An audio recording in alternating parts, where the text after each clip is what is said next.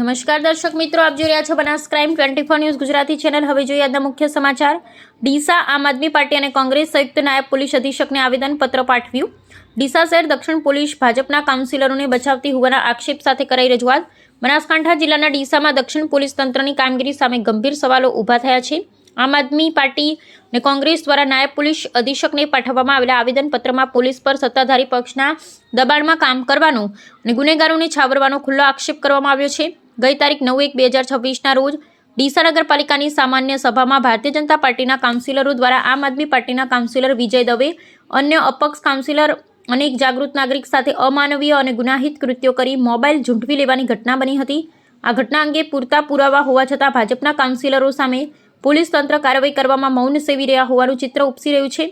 પોલીસની નિષ્ક્રિયતા પર સવાલો ઉઠી રહ્યા છે અને એફઆઈઆર નોંધવામાં આનાકાની કરવામાં આવી રહી છે। આપ અને કોંગ્રેસના નેતાઓનો આક્ષેપ છે કે ગુનાઓને કોન્ઝિવેબલ ગંભીર પ્રકારના હોવા છતાં ડીસા દક્ષિણ પોલીસ સ્ટેશન દ્વારા ગુનો નોંધવામાં આવ્યો નથી। ઉચ્ચ કક્ષાએ રજૂઆત કરવામાં આવી હોવા છતાં પણ પરિણામ શૂન્ય જોવા મળી રહ્યું છે। આ બાબતે એસપી બનાસકાંઠાને પણ લેખિત ફરિયાદ કરવામાં આવી, પરંતુ હજુ સુધી કોઈ જ નક્કર કાર્યવાહી કરવામાં આવી નથી। પક્ષપાતી વલણ દાખવતા સામે કાર્યવાહી કરવા આવેદનપત્રમાં સ્પષ્ટ જણાવાયું છે।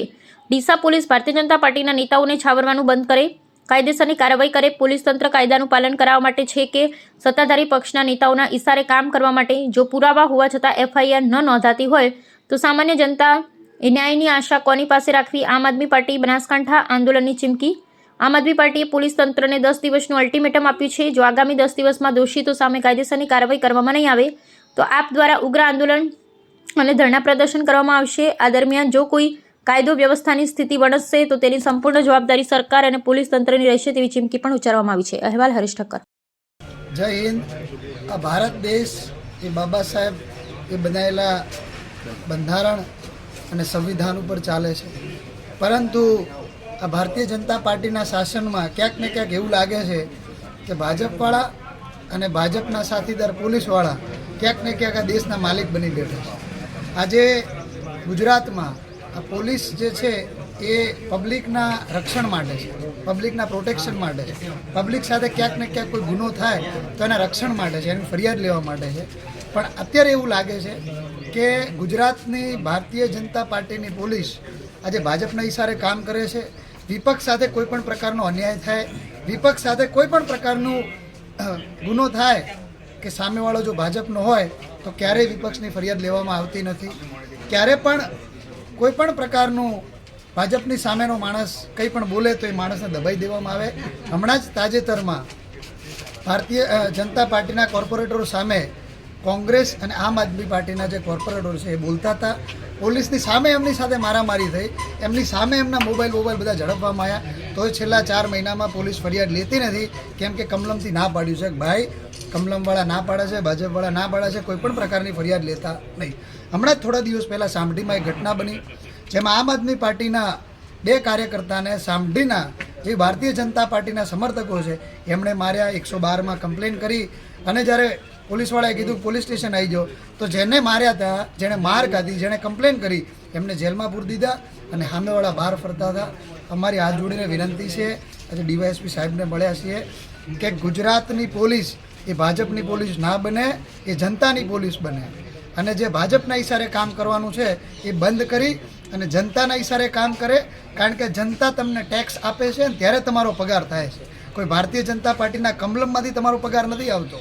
આ જે ટેક્સના રૂપિયા છે એ જનતા ચૂકવે છે અને એમાંથી તમને પગાર આપવામાં આવે છે। તો હાથ જોડીને વિનંતી છે, ડીવાયએસપી સાહેબને મેં આજે આવેદનપત્ર આપ્યું છે કે આ પોલીસ સ્ટેશન રહેવા દો, કમલમ ના બનાવો અને જે બી જેની સાથે અન્યાય થયો છે એમની ફરિયાદ લઈ અને એમને ન્યાય અપાવો। જય હિન્દ। ગત તારીખ 9/1/2026ના રોજ ડીસા નગરપાલિકામાં સાધારણ સભા હતી। એ સાધારણ સભામાં જે નીતિ નિયમ મુજબ અમો સાધારણ સભામાં હાજરી આપવા માટે ગયેલ, તે દરમિયાન અમે જ્યારે ડીસાના લોકોની સુખાકારી માટે અમારી રજૂઆત કરતા હતા એવા સમયે ભારતીય જનતા પાર્ટીના કાઉન્સિલરો અમારા ટેબલ ઉપર ઘસી આવ્યા અને એમણે અમારો મોબાઈલ છીનવી લીધો અને અમે કાલ સંકેલવા મળ્યા। તો આ બાબતની ફરિયાદ અમે એ જ દિવસે ડીસા દક્ષિણ પોલીસ સ્ટેશનમાં આપી હતી, પરંતુ મહિનાઓ વીતી જવા છતાં એ લોકોએ અમારા નિવેદન માટે વારંવાર અમને બોલાવ્યા, વારંવાર અમારા નિવેદનો લીધા, પરંતુ જે ફરિયાદ કરવાની વાત છે એ ફરિયાદ કરવાની બાબતમાં ક્યાંક ને ક્યાંક પોલીસને પેટનું પાણી હલતું નથી અને પોલીસ ક્યાંક ને ક્યાંક જે ભારતીય જનતા પાર્ટીના જે સદસ્યો છે એમને સાથ સહકાર આપતી હોય અને અમે ફરિયાદી છીએ એ ફરિયાદીને અમને હેરાન કરવાનો પ્રયત્ન થતો હોય એવું અમને લાગી રહ્યું છે. એ બાબતે આજે અહીંયા ડીવાયએસપી સાહેબ ડીસાને અમે આવેદનપત્ર આપ્યું છે અને આ બાબતે જે ફરિયાદ છે તાત્કાલિક લેવામાં આવે. જો દિન 10ની અંદર આ બાબતની ફરિયાદ જો નહીં લેવામાં આવે અને અમને ન્યાય આપવામાં નહીં આવે તો આમ આદમી પાર્ટી અને કોંગ્રેસ સાથે સાથે વિપક્ષમાં જેટલા પણ દળો છે અને જે પણ લોકો લોકશાહીમાં માને છે એવા બધા લોકો આવી અને ધરણા કરશે અને એની સંપૂર્ણ જવાબદારી સરકારશ્રી રહેશે એવું આજે આવેદનપત્ર આપી અને અમો સૌ કાર્યકર્તા અમારા હોદ્દેદારશ્રીઓ બધા ભેગા મળી અને અહીંયા ડીવાયએસપી ઓફિસ આવ્યા છે. નમસ્કાર. ગત 9/1ના રોજ જે ડીસા નગરપાલિકાની સાધારણ સભા યોજાઈ તેમાં અમારા આમ આદમી પાર્ટીના કોર્પોરેટર વિજયભાઈ દવે અને એક અન્ય અમારા કોર્પોરેટર હતા એમના ઉપર જે ભારતીય જનતા પાર્ટીના પ્રમુખ છે એમના ઘરવાળા અને બીજા અન્ય ભારતીય જનતા પાર્ટીના કાર્યકર્તાઓ ઊભા થઈ અને મોબાઈલ છીનવી લેવામાં આવ્યો. તેમને ફેટ પકડી એમને ગાળોગાળી કરી ધમકી આપી આ રીતનું ગેરવર્તન કર્યું. છતાં બી પોલીસમાં મેં એવિડન્સ સાથેની ફરિયાદ આપેલી છે પણ છતાં પોલીસે હજુ સુધી કોઈ એનું પડઉત્તર લીધેલ નથી. અમે આજે એ અનુસંધાને ડીવાયએસપી અને 10 થી 15 દિવસનું અમે જો આ ફરિયાદ નહીં અમે ના પડે એની ખામી ખાતી આપી. ડીસા નગરપાલિકાની લાસ્ટ છેલ્લી જનરલ સભા હતી. આપણે ડીસા શહેરના દરેક લોકોને ખબર જ છે કે 5 વર્ષમાં જે નગરના લોકોએ ભારતીય જનતા પાર્ટીને સ્પષ્ટ બહુમતી આપી હતી. 27 સભ્યો એમના હતા, એમના સભ્યોમાં બી બનાવ હતા અને એ લોકોએ એક સરમુખત્યારશાહીથી 5 વર્ષ ચલાવ્યા. આ 5 વર્ષમાં એમને માત્ર 2-3 મિનિટમાં જનરલ સભાઓ પૂરી કરતા હતા. આ જનરલ સભાઓ પૂરી કરવા માટે કરીને એ લોકો અમારી વાત સાંભળતા નહોતા અને એ વાત ન સાંભળી ત્યારે અમે જ્યારે પણ વિરોધ પક્ષ રીતે રજૂઆત કરવા જતા ત્યારે અમારા ઉપર એ લોકો ખોટા આક્ષેપો બી કરતા હતા.